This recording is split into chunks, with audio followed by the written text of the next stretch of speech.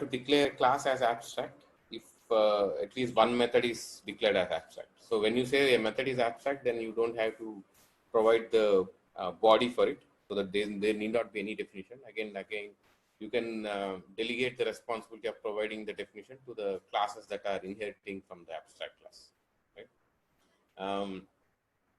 But there can be the advantage with abstract classes. You can have a mix of concrete methods. So that means methods that have a body and abstract methods. So you can have a mix of both. And the ones that have concrete, right? So if any of the class is inheriting from this abstract class, then it will already have some default implementation, which is provided by the abstract class. So that's the advantage that you get with these concrete methods. Sir. Yes. Sir, I have two doubts regarding this. Sir, like if we define a method as abstract, then is it always necessary to define the corresponding class as abstract as well? Yes, so if you have at least one abstract method, you should definitely make the class also as abstract. So we cannot make instances of that class, right? Yes, yeah. So you cannot have instances of abstract class. Okay. Okay, so then, so there could be a question as what is the difference between abstract classes and interfaces, right? Because in both the cases, you can have these abstract methods or methods without body. So what are the advantages, or when should you use, say, abstract class when compared to interface? So one of the ways to distinguish between these two is, say, in abstract class or in some application, you want to have some default implementation of a particular method. Then you should have an abstract class, because you cannot have a method definition implementation, right? So for example, if you take the drive method of a vehicle, so every vehicle, there has to be some mechanism to drive it. Now, car has a different mechanism, and if you say bike, then it has a different mechanism. So these are unrelated, completely unrelated, right? So maybe you can have an interface in this case. But if you have a superclass as car, or say you have a car, and then you are only looking at the different types of cars, like convertible, sedan, and so on. So in this case, if you have a drive, then so at the higher level, all the cars, they drive in the same way, right? So maybe in some cases there is automatic transmission, for example, and in some other cases there is manual transmission, or there could be some other minor changes. But every car more or less will drive the same in terms of the mechanics, right? So in that sense, you can provide a default implementation for drive, and it's up to the subclasses to either use the default implementation, either partially or completely, or not at all. So we leave the decision to the subclasses. So in this case, you can have an abstract class, for example, and provide some level of implementation for drive, and then let subclasses handle the rest. So that is one difference, or one scenario where you can use either interface or abstract class, right? And so there are a couple of other differences. So one is you can define some instance variables in the abstract class. So in the interfaces, you can only have public static variables, right? Because interfaces cannot have instances, so there cannot be any private or protected variables. It has to be public, so that everyone can access it, right? And it has to be static again, because you cannot have, if it is not static, then it specifies the state of each instance, isn't it? If you have, let's say, something like a breed, so if you have a dog class, and we have two instance variables, which is color and breed. So this changes with each instance. So that's how it captures the state of the instance. But when it comes to interface, you cannot have instance level variables, and the only option that is left is to have a global interface level variable, and that's why it's static. So you can only have public static variables. But in abstract classes, you can have all types of variables. So they can be private, protected, non-static variables and so on. And then the other one is, of course, yeah, you can have a mix of concrete and abstract methods. And the other difference is you can, with abstract class, you can only have uh, you can have only one class implement this abstract class. So you cannot have, let's say, if you want to implement or extend 2 or 3 abstract classes, you cannot do it. But with the interfaces, that is not the case. You can implement 2 or 3 interfaces at the same time. So there are some of these differences, and depending on the application, you can make a choice between, say, abstract class and interfaces. So in this course, at least we'll have these. We'll keep interface and abstract class in this way, because there is, at least in Java 8 or starting from Java 8, you can also have concrete methods as part of interface. So I did not check this, but yeah, so it seems it's possible. But like I said, at least in this course, we'll keep the difference in the way that we discussed, right? So interfaces cannot have any method definitions; they'll only have declarations. But on the other hand, abstract class can have method definitions. Okay. So that's a brief recap of whatever we discussed. Sir, Yes. sir, is it always necessary that any abstract class, any subclass of the particular abstract class, if it has an object, then it should always concrete the particular abstract method? No, it's not always required. So, for example, if you don't um, provide the definition for the method, then the subclass should also be abstract. So the first subclass which has an object must make the method concrete, right? Yes. So Okay. it should make the method concrete, or if it doesn't want to do it, then it has to be abstract again. So subclass is also Okay. abstract. Okay. So here, so next we come to the next part of the lecture where we discuss about these immutable classes, right? So that means, so how can we make the class non-modifiable? So no one can modify the state of the class, or sorry, the object. Uh, so let's say if you have instance variables, how can you make sure that no one changes these instance variables? So this is simply motivating or not. Yeah, this is simply an example, right? So let's say if you have a car class, now you want to make sure that no one modifies it, right? No one modifies the car in any manner. So these are some examples of some modifications which we don't want to have. Um, so yeah, the image is not completely clear. So this is the image. So no modification should ever be allowed on this car class. So how can we do that? So that's the that's what we'll be discussing in this part of the lecture. Right? So the idea is to make these classes immutable. Okay, so let's say you have a car class and there are some attributes and methods. So you have fuel, max, speed, and there are and mechanics, and now you have methods related to all these instance variables. So you have refuel, so methods related to fuel, speed, and the mechanics as such. Um, so there are a couple of steps, right? So to make it immutable. So first is don't provide any methods like that will modify it. So that means no setters. So provide only the getters. So these are the accessors. So there are no modifiers, right? So you can only have the getters, so they can only read the values. So it should be a read-only class. So the second one is to make all the attributes private. So if they are not private, then let's say if they are either protected or public, then other objects can also access them directly, right? They can access it and then they can make the changes. So it cannot be anything else other than private.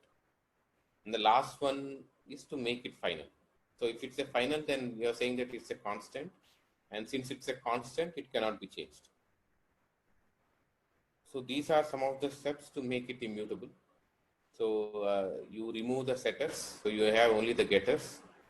and you make the instance variables private, and you also make them as constants by saying that it's final.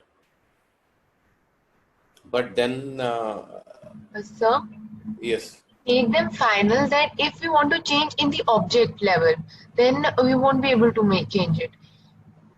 I mean, no, if I no. want to So make changes, like I have written a function which indirectly makes changes in fuel or max speed. After some calculation, it makes changes in max speed. But if I made them final, it won't be able to change. right, right. So that's the point of it, right? So you once you create this object, so at the creation time, you assign some value to it, and that's it. You cannot now change it at all. Okay. So that can be an instance of mechanics itself, uh, or it can be uh, in some other class where you are calling the object of mechanics. But whatever is the case, the idea is you cannot change these values. Okay. Okay. Excuse me, sir. Yes.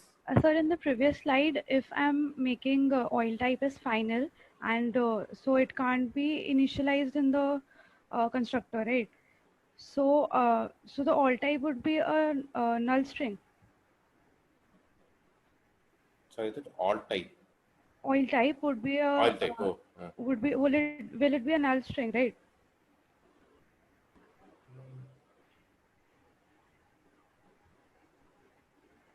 No, why can't you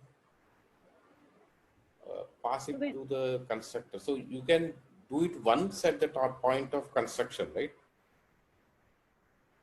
And then you cannot no longer change it. So you can do the assignment here also. I mean, that's yeah, the so other. when I'm making Uh, it final, I write it what the oil type is, and because then the function get oil type doesn't make sense if it is null. yeah, yeah, it doesn't make sense. Yes, yes. So yeah, so here the idea is you do it only once at the point of creation, and then later on you cannot change it. So you do it. Say for example, you call this constructor. I mean, through the new mechanics, pass these two parameters, and that's the only time you do it, and you can no longer change the values of these instance variables. Okay, so I can initialize them inside the constructor. Right. Yes. Okay, sir. Sir, this class code is only pseudocode, right? Because we are not giving any definition for the methods. Right. Right. Yeah. Yeah. So small question. Could you Huh. please explain the concept behind making all the fields final, the attributes final? I did not figure that. Yeah, so the idea is to make the class immutable. So that means,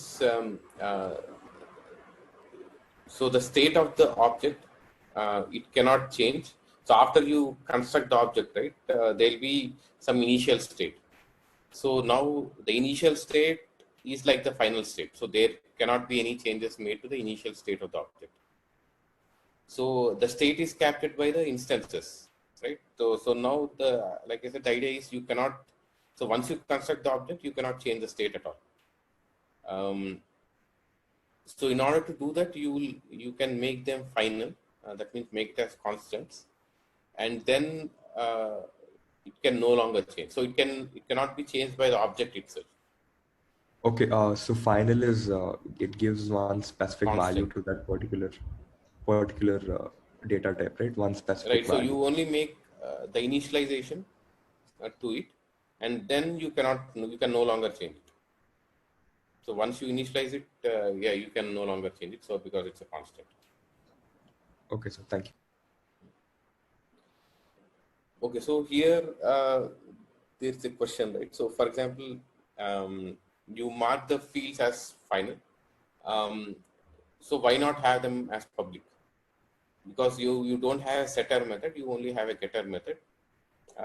Because in the previous slide, I said that they can only be private, right? So there can be a question that, so why shouldn't we make it as public and not have any setters, for example?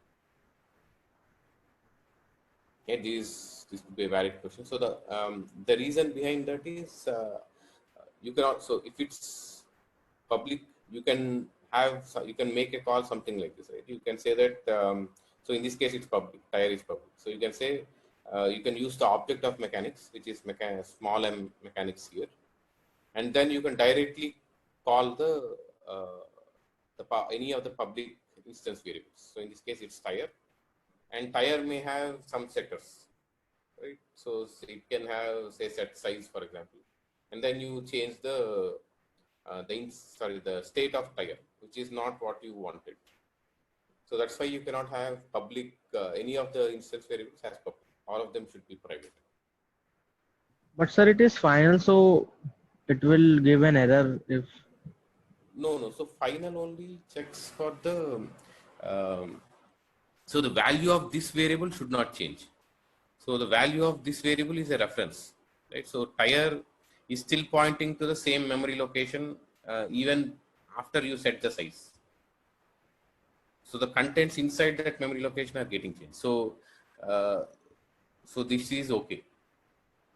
But we want to avoid this also, right? So we want to make, even we shouldn't be changing the state of the object at all.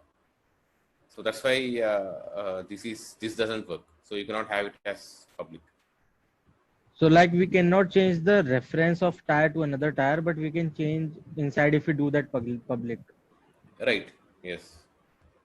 Okay, sir. Okay. So we want to avoid this as well. So that's why you have the private. You should make it private. Right. So.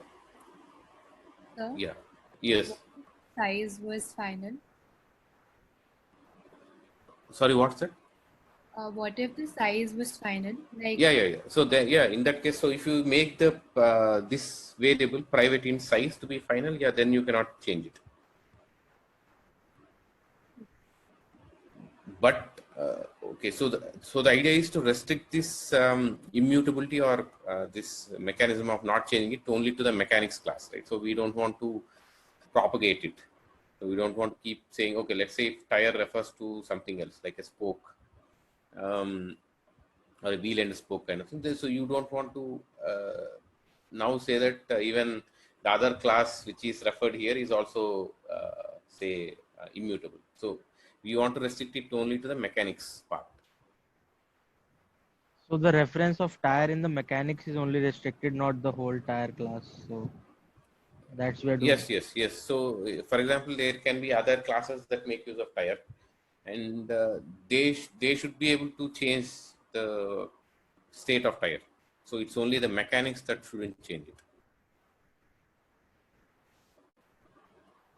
Okay. So now the second issue that we are looking at here is so we earlier said that they should only be getters but not setters. But then the issue is, if you have a getter for the tire, then you are getting the reference of it. So using that reference, you can again change the state of the tire, right? So you can say set size of 20. So this again should be avoided.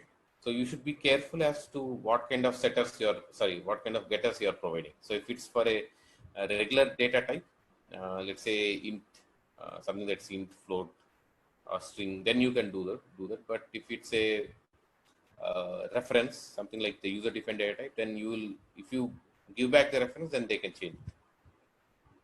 So these are things you should be careful about when you are trying to make an immutable class. Right? Yeah, so I already covered that. So let me go from. So now, so let's say you have all the things in place. You made it private. You have it final. There are no references here, which means no user-defined data type, and you have only getters here. But let's say there is one more case where you have subclass which is extending the mechanics, and in a subclass now you are changing the method itself. So for example, here get oil should return the oil value, right? But instead of that, you are returning some string. So if you look at it from the point of view of the subclass, it is making changes to the state, right? So although here the state is fixed, so it will always return rocket fuel, and this one always returns 18. But it is making the change to the to the state, right? In some ways. So again, we don't want this to happen. So the final thing that you need to remember is to also not allow the subclasses to make any changes, right? So in order to do that, you will have to declare the class as final. So you say the class itself is final, and now you cannot subclass it. So there is no way to even extend it. And if you extend it, it will complain. There will be a compilation error. So those are the steps for immutable classes, to create the immutable classes. So the first step is to make the instances private, then make it final, and then have no setters for it, have only getters. And in order to avoid subclassing this class, you make it final. So those are the ways to make this class as immutable. So now there is no way to change the state of this class. Okay, so yeah, these are the things that we already discussed. Right? So yeah, be careful so as to so that you don't provide any method that will change the object state. So that could be a getter itself, right? So if you say get tire, that can provide a reference and you can change it. So you should avoid doing that. And yeah, make all fields private and final, and don't let the client get any reference to this user defined types, which are mutable. So yeah. And the final one is to make the class, also to make the subclasses not extend this class. So make this class as final. So those are the steps required to make the class as immutable.